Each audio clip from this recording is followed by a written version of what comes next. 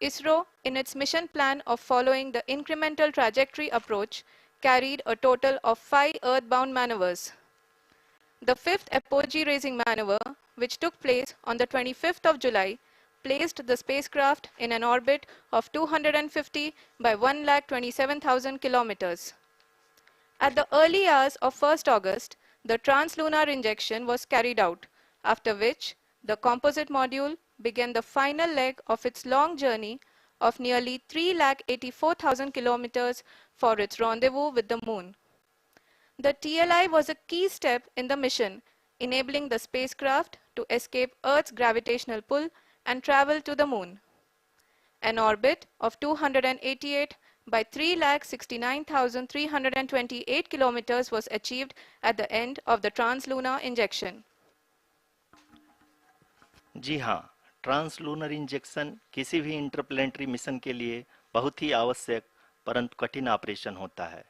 इस सफल मैन्यूवर के बाद चंद्रयान 3 पृथ्वी से दूर निकलकर चंद्रमा के प्रभाव क्षेत्र में एक हाइपरबोलिक ट्रेजेक्ट्री के द्वारा पहुंचाया गया।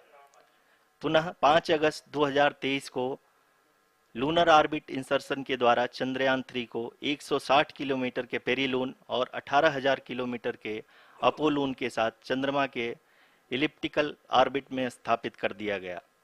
टीएलआई के तरह एलओआई भी एक बहुत जटिल ऑपरेशन होता है। इसमें हमें यह ध्यान देना आवश्यक होता है कि उपग्रह के वेगमान को एक निश्चित बिंदु से घटाया जा सके, अन्यथा उपग्रह चंद्रमा के प्रभाव क्षेत्र से बाहर निकल जाएगा।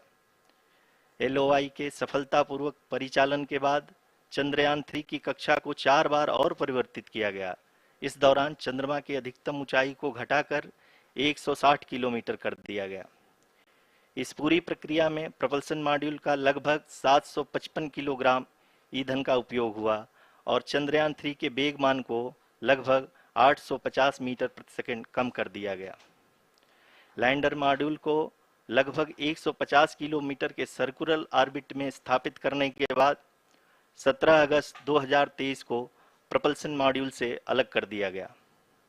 पुनः लैंडर मॉडल के ऑर्बिट को 2 डीबूस्ट मैन्यूवर्स के द्वारा 150 किलोमीटर के सर्कुलर ऑर्बिट से घटाकर 25 गुणे 130 किलोमीटर के एलिप्टिकल ऑर्बिट में स्थापित कर दिया गया। इस दौरान यह भी सुनिश्चित कर दिया गया कि 800 न्यूटन के चारों थ्रोटेबल थ्रस्टर्स पावर डिसेंट के समय किसी भी चुनौती का सामना कर सकें।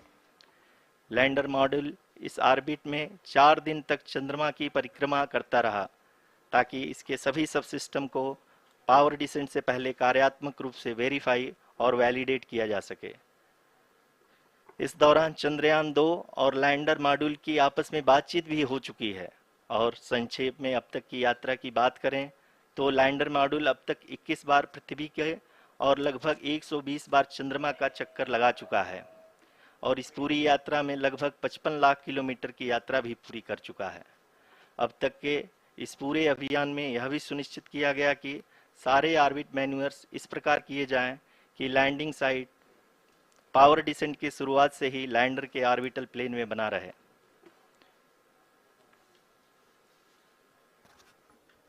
Make it further complicated. That is true indeed. We have arrived at the crucial juncture wherein the orbit plane contains the desired landing site at the start of powered descent.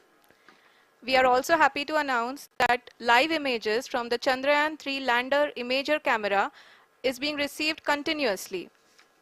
The demonstration of soft landing on the moon's surface is no ordinary feat due to the innumerable challenges and complexities involved.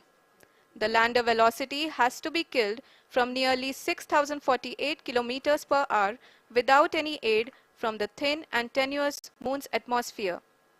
The lunar dust at the time of landing and the craters and boulders scattered